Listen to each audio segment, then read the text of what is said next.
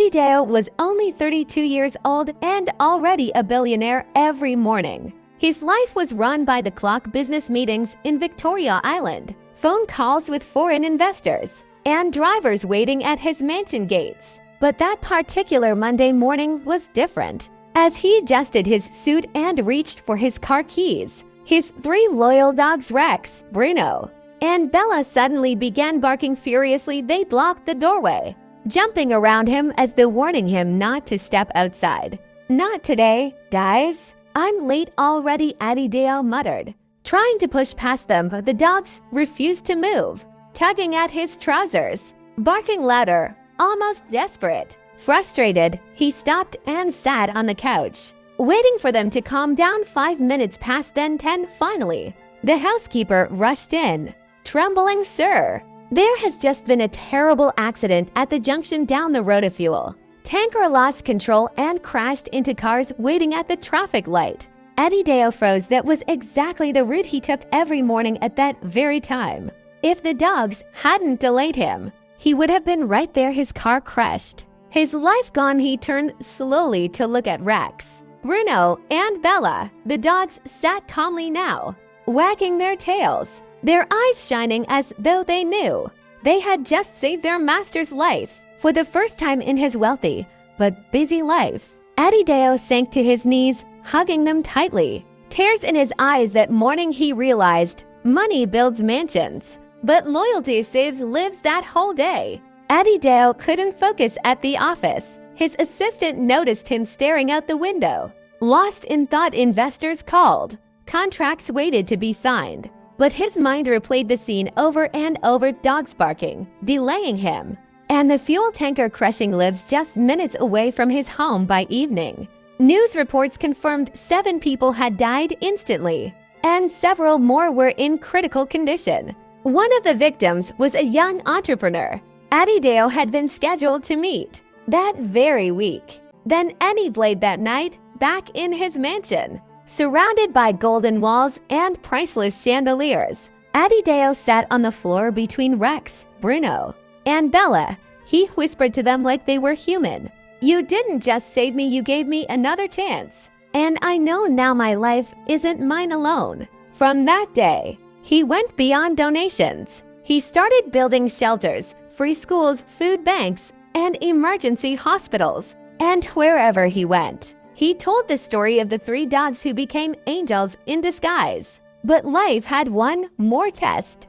That night, while driving himself home after a charity event, a truck lost control and came hurtling toward his car. People screamed. Time seemed to freeze, and at that very moment, Rex, his oldest dog, leapt into the road, barking wildly, distracting the truck driver just enough for him to swerve. The truck missed Adedayo's car by inches. The car stopped. Silence. Then Adedayo screamed Rex. The faithful dog lay on the ground, injured but alive. Adedayo ran, scooping him into his arms like a child, sobbing uncontrollably. "You saved me again, even if it cost you everything." In that moment, he realized the full truth. His billions could buy cars, houses, and companies, but loyalty, destiny, and love were priceless. And he vowed, through tears and trembling hands, never to waste a life he had been given. The mansion was no longer filled with laughter that night. Instead, the air was heavy with fear as the vet worked tirelessly to save. Rex, Bruno, and Bella paced the marble floor, whining, their eyes glued to the door of the small private clinic Adedayo had built for his dogs. Adedayo sat in silence, his shirt soaked with Rex's blood, his hands trembling. For the first time in his adult life, the billionaire who once controlled empires realized he was powerless. All his wealth, all his power, and yet he could only wait. Hours crawled by like years. Finally, the vet stepped out. Exhausted, "He will live, but the injury is deep. He may never walk the same again." Adedayo closed his eyes, tears streaming freely. He knelt beside Rex's weak body, stroking his fur gently. "You gave me my life, Rex. I will give you mine in return." From that day on, everything changed. Adedayo no longer chased wealth like a man running from his shadow. Instead, he poured his soul into saving lives. He expanded his foundation, opening free hospitals named after the accident victims, and launched a rescue center for injured animals dedicated to Rex. People whispered about him everywhere. This billionaire is different. His heart is richer than his bank account. But Adedayo didn't care for titles. He only cared for purpose. Months later, during the opening of a children's hospital in Ogun State, he stood before a crowd. Reporters clicked cameras, children waved, and dignitaries waited for his speech. But Adedayo didn't read from his notes. He spoke from his heart. On the morning I should have died, 3 dogs saved me. On the night I should have been crushed, one of them nearly.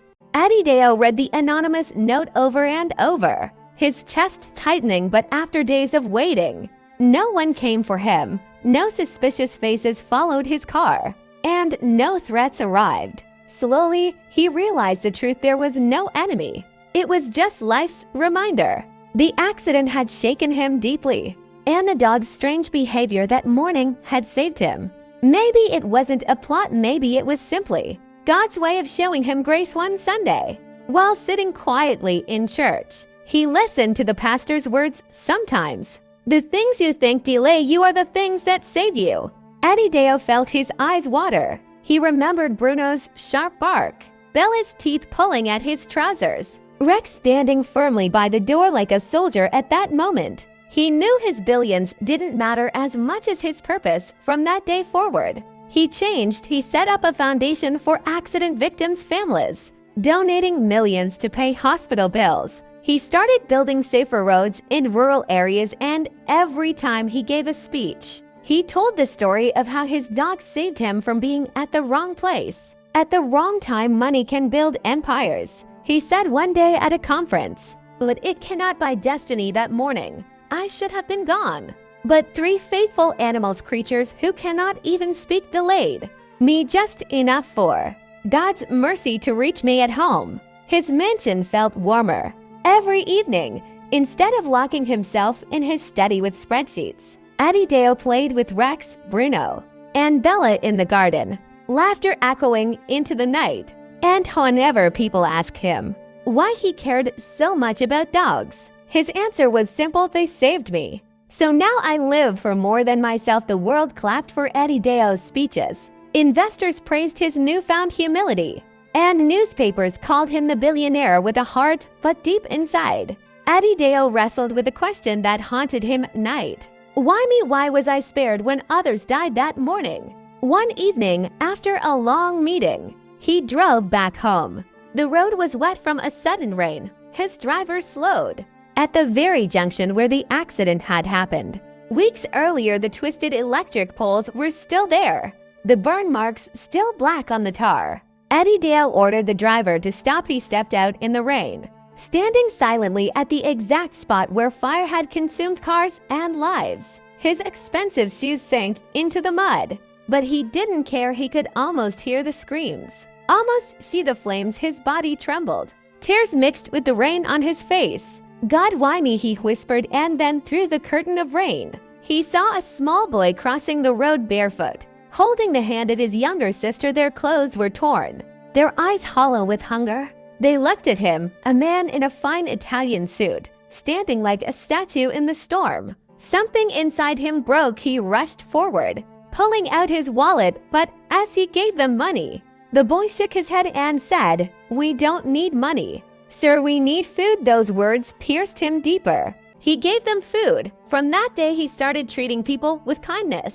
Friends, I tell you today, destiny delayed me not to live for myself, but to live for others. And if my wealth cannot bring healing, then it is worthless.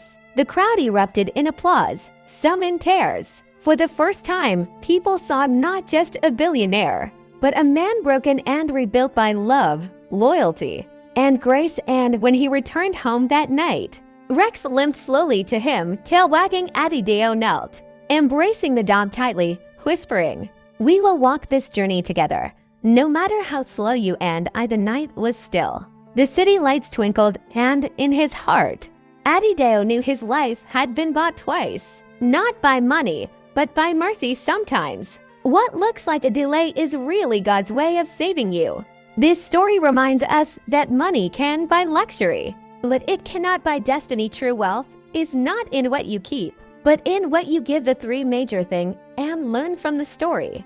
1. Delays are not denials, sometimes they are destiny's protection. 2. Money can buy comfort, but it can never buy destiny. 3. True wealth is not measured by riches, but by the lives you touch. For when life delays you, don't complain, it might be saving you. 5. Loyalty and purpose are treasures no money can buy. If this story touched you, don't forget to hit that subscribe button for more inspiring tales. Your support keeps these stories alive, and let's keep learning together. Every story has a lesson. Don't miss the next one. Destiny delayed him for a reason, and you're here for a reason to subscribe for more.